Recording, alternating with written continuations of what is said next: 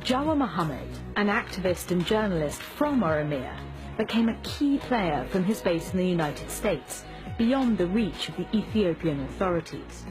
4 years ago, he turned his living room in Minnesota into a kind of newsroom, posting and tweeting eyewitness accounts of government abuse for his millions of followers back home, sharing protest tactics and strategies, and using his platforms to help Ethiopians connect.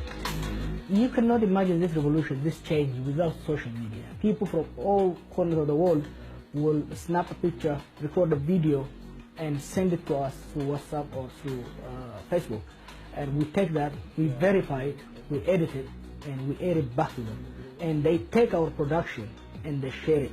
Jawar Mohammed was the one central figure that played a very decisive role in galvanizing the protest. He has become a virtual space for the gathering of the message of the protesters who have been silenced, who have been killed, who could not trust the media to tell their stories.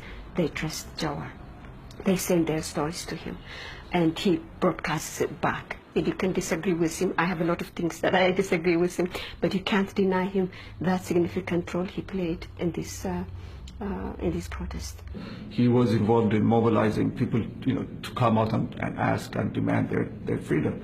And when there's absence of democracy, journalists are forced to double as activists for democracy. And that's what Jawar Mohammed has done. He wasn't fighting for a specific political life. He was advocating for fundamental democratic rights.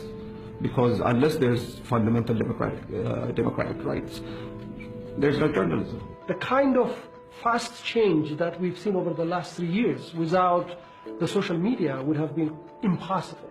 And the mainstream media in this, it hurts my ego to admit that we were back burners in this whole process. We were latecomers into it. It has taken us too long to understand this shift and the ability to use the social media to effect the kind of change that the